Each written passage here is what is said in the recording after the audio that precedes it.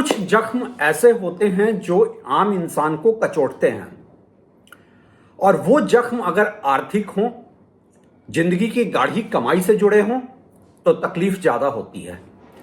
नमस्कार, मैं हूं रवि सिन्हा और मेरे पिछले वीडियो में मैंने जो रियल एस्टेट मीडिया में भ्रष्टाचार की बात की थी, मीडिया की काली दुनिया का सच सामने रखा था, उसकी प्रतिक्रिया में कई लोगों ने हमसे संपर्क किया। Ask track to reality series में आज मैं वो सब सवालों का जवाब देने जा रहा हूं। एक सवाल जो हर कोई पूछ रहा है कि ये जो रियल एस्टेट की मीडिया है, क्या ये डायरेक्शनलेस ज्यादा है या करप्ट ज्यादा है। किसी ने यहां तक कहा कि मैंने जब रियल एस्टेट मीडिया में भ्रष्टाचार की बात की थी, मैंने मीडिया हाउसेज और बिल्डर्स के बीच में बार्टर डील की बात की थी, तो मैंने सिर्फ उसको टच किया था, उसकी डिटेल्स में मैं क्यों नहीं गया। आम इंसान नहीं जानता है कि मीडिया और रियल एस्टेट के बीच में कैसा गठबंधन है जिस वजह से रियल एस्टेट से रिलेटेड सब कुछ पॉजिटिव ही छपता है। यहां तक लोगों ने कहा कि अगर मैं वाकई greater good for greater number of people में विश्वास रखता हूं तो मुझे इस पर फर्दर बात करनी चाहिए। कहानी कुछ दशक पहले की है ये, और यही वो कहानी है जहां से रियल एस्टेट मीडिया में सारी गंदगी की शुरुआत हुई थी। कुछ दशक पहले, तकरीबन ये अर्ली 2000 की बात है, कि अंग्रेजी के कुछ लीडिंग अखबारों ने एक मार्केटिंग स्ट्रैटेजी तैयार की थी जो उनके लिहाज से बहुत मार्वलस मार्केटिंग स्ट्रैटेजी थी। उस स्ट्रैटेजी के तहत उन्होंने बिल्डर्स के साथ एक बार्टर डील किया था। बार्टर डील यह था कि बिल्डर के करोड़ों के विज्ञापन मीडिया में जो छपेंगे उसमें 1 रुपए भी एक्सचेंज ऑफ हैंड्स नहीं होगा। अब आप पूछेंगे यह कैसे संभव है। मीडिया हाउसेज करोड़ों के विज्ञापन छाप रहा है और बदले में पैसा नहीं ले रहा है, लेकिन नहीं, यहीं पे वो बार्टर डील सामने था जहां मीडिया हाउसेज को कहिए वो 25-50 करोड़ के विज्ञापन के बदले उतने वैल्यू के प्रॉपर्टी इन बिल्डर्स के अपकमिंग प्रोजेक्ट्स में दे दिए जाते थे। ये वो दौर है जब प्रॉपर्टी के supplements, real estate supplements mainline newspapers में शुरू हुआ था। इसने पत्रकारिता के जो भी एथिक्स थे उसको वायलेट करके बिल्डर को ग्लोरीफाई करना शुरू किया, बिल्डर के प्रोजेक्ट्स को ग्लोरीफाई करना शुरू किया, और इन बड़े अखबारों का क्लाउड कुछ ऐसा बना कि सारे के सारे उनके एडिटोरियल पॉलिसीज में बिल्डर्स का इंटरफेरेंस शुरू हो गया। बिल्डर्स यहां तक डिसाइड करने लगे कि कौन सी न्यूज कॉपी निगेटिव है, कौन सा जर्नलिस्ट निगेटिव है, कौन सी खबर उन्हें पसंद है, कौन सी खबर उन्हें नहीं पसंद है। मतलब रियल एस्टेट के जर्नलिस्ट के सामने बिल्डर्स की इतनी क्लाउट बढ़ गई कि वो साफ कहने लगे, I am not happy with your story today.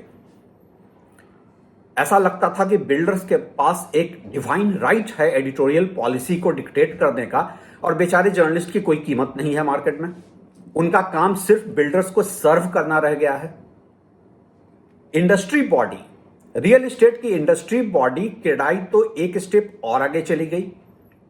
उन्होंने उन अखबारों को थ्रेटन करना शुरू कर दिया कि हम आपका विज्ञापन बंद कर देंगे अगर आपकी स्टोरीज हमारे अनुसार निगेटिव है। एक डेवलपर ने, मुझे याद आता है ये 2012-13 की बात होगी, एक डेवलपर ने मुझसे यहां तक कहा, मैं इस पर्टिकुलर अखबार में क्यों विज्ञापन दूंगा जबकि ये अखबार रियल एस्टेट से रिलेटेड नेगेटिव स्टोरी भी करता है। मैंने तब भी पलट कर पूछा था, क्या आप चैरिटी करते हैं? क्या आप विज्ञापन के बदले अपना आरओआई नहीं देखते हैं? आपने चैरिटी के लिए विज्ञापन नहीं दिया है। लेकिन खैर, वो एक आम बात हो गई थी कि बिल्डर्स का क्लाउड मीडिया हाउसेज में बढ़ता चला गया। सब कुछ अच्छा चल रहा था, ऐसा लग रहा था कि ये गिव एंड टेक का जो दौर है बहुत लंबा चलेगा। लेकिन इसी बीच बहुत सारे डेवलपर्स, जिसमें आम्रपाली, जेपी, एचडीआईएल जैसे प्लेयर्स डिफॉल्ट करने लगे। मीडिया हाउसेज ने बार्टर डील में जो इन बिल्डर्स से प्रॉपर्टी ले ली थी, उसका तो ये आलम था कि उन मीडिया हाउसेज में काम करने वाले जर्नलिस्ट के पास एम्प्लॉयर की तरफ से मेल आता था कि आप इस प्रोजेक्ट में घर खरीदें, हम आपको इतने डिस्काउंट पे घर दे रहे हैं। ऐसा लगता था मीडिया हाउसेज नहीं है, वो ब्रोकर हाउस है। इस हद तक ये गंदगी थी कि सेकंड और थर्ड रैंक मीडिया हाउसेज भी इस तरह के डील्स पे उतर गई थी। लेकिन हुआ ये कि इस तरह के सारे वो प्रॉपर्टी कभी डिलीवरी नहीं हुए। अब कुछ अखबारों में और ज्यादातर अखबारों में जो मार्केटिंग टीम ने ऐसी डील लेकर आए थे, उनके हेड्स रोल हुए, उन सब की नौकरी गई।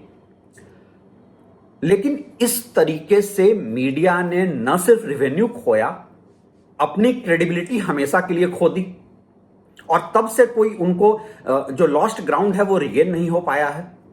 और ये सही भी है। आपने बिल्डर्स को इतना एम्पावर किया कि वो आपको आर्म ट्विस्ट कर सकें, और उन्होंने अपना पर्पस सर्व कर दिया, आपका पर्पस सर्व नहीं हुआ। दरअसल मीडिया का जो पूरा इकोसिस्टम है, ये अपने आप में करप्शन को जन्म देता है।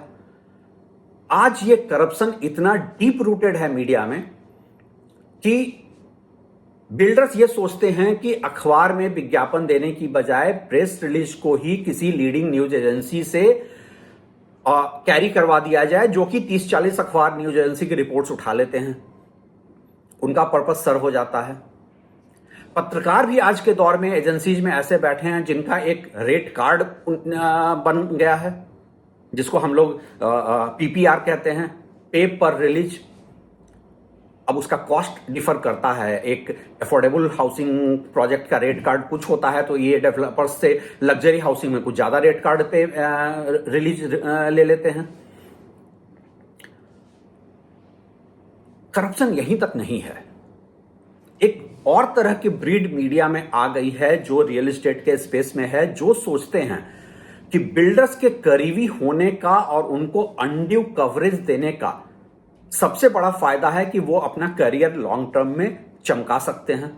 ये वो जर्नलिस्ट हैं जो अपने स्किल सेट्स को इन्हांस नहीं करना चाहते हैं, तो वो कुछ साल तक इन बिल्डर्स के यहां उनके पर्पस को सर्व करते हैं और फिर एक सीनियर पोजीशन पर जाकर बैठ जाते हैं। अब आप कोई एमबीए करके आएंगे एक कंपनी में, वाइस प्रेसिडेंट या प्रेसिडेंट बनने के लिए आपको 10-15 साल लगेंगे। लेकिन एक जर्नलिस्ट के तौर पे आप किसी बिल्डर के करीब हैं, 2-3 साल में आप जाकर सीनियर पोजीशन पे प्रेसिडेंट बनकर बैठ जाते हैं, और कुछ नहीं कर सकते तो आप उनका कॉर्पोरेट कम्युनिकेशन डिपार्टमेंट संभाल लेते हैं, जहां आपका स्किल सेट जो है मीडिया के साथ गिव एंड टेक का, वो बिल्डर के लिए बहुत बड़ा असेट है। डिजिटल मीडिया का जो शुरुआत हुई है, डिजिटल जर्नलिज्म की शुरुआत में एक लार्ज शेयर ऑफ ऑडियंस जब इस मोनोपोली मीडिया हाउसेस से हटकर डिजिटल स्पेस में चला गया, तो ऐसा लगा कि अब मीडिया स्पेस डेमोक्रेटाइज हो जाएगा, क्योंकि अब लेवल प्लेइंग फील्ड है हर पत्रकार के लिए। जो ऑनेस्ट जर्नलिस्ट है वो भी इंपैक्टफुल जर्नलिज्म कर सकता है डिजिटल स्पेस में, उसके पास बड़े मीडिया हाउसेस की नौकरी करने की कोई जरूरत नहीं है। कुछ एक्सटेंट तक ऐसा हुआ भी, लेकिन सवाल यह उठता है कि डिजिटल स्पेस में भी पावर्स, मनी पावर किसके पास है, इन्फ्लुएंस पेडलिंग कौन ज्यादा कर सकता है। और बिल्डर्स के साथ तो और भी प्लस पॉइंट है। कल तक बड़े मीडिया हाउसेज पर जो पैसा वो खर्च करते थे, आज उसके फ्रैक्शन ऑफ कॉस्ट पे वो डिजिटल स्पेस में अपनी मोनोपोली बना रहे हैं। डिजिटल स्पेस में भी मैं देखता हूं इस तरह के माइंडलेस रिपोर्ट्स और प्रेस रिलीजेस उनके छप रहे हैं, जो कि किसी होम बायर को कनेक्ट नहीं करता है। देखिए, एक ईमानदार पत्रकार के लिए पत्रकारिता उसका एजेंडा नहीं है। वो गलत को गलत कहता है, सही को सही कहता है, वो अपनी रिपोर्टिंग करता है। वो आपकी गलत चीजों को गलत कहेगा, आगे बढ़ जाएगा, अगली स्टोरी पे चला जाएगा। लेकिन बिल्डर्स जो हैं वो अपनी नैरेटिव को across the board digital space इतना फैला देते हैं कि वही सही लगने लगता है। ये कुछ ऐसा ही है कि ठंडा मतलब कोका कोला। अब हम सब जानते हैं ठंडा का मतलब कोका कोला नहीं होता है, लेकिन इस तरीके से इसको आपने पब्लिसाइज किया है कि एक छोटे बच्चे से भी आप बोलेंगे ठंडा मतलब, वो हंसकर कह देगा कोका कोला। तो ये जो रिपीटेटिव ये है वो बिल्डर्स के लिए बहुत कन्वीनियंट है। देखिए, मेरे पास इस पर्टिकुलर टॉपिक के लिए इतने रिक्वेस्ट आए थे, ये मेरा फर्ज बनता था कि मैं इस पर खुलकर बात करूं। मुझे पता है कि इस तरह की बात जब मैं करता हूं तो मैं एक निगेटिव जर्नलिस्ट के तौर पे लेवल हो जाता हूं, मैं उनकी पार्टी स्पॉइल कर रहा हूं। कई लोग मुझसे कहते हैं कि रियल एस्टेट में इतने साल पत्रकारिता करने के बाद भी आप आउटसाइडर क्यों दिखते हैं? मैं आउटसाइडर दिखता हूं क्योंकि मैं रियल एस्टेट की इस करप्ट प्रैक्टिसेस का पार्टी नहीं बनता हूं, मैं इनसाइडर नहीं होता हूं, मेरा कोई बिल्डर्स के साथ कोजी क्लब नहीं चल रहा है।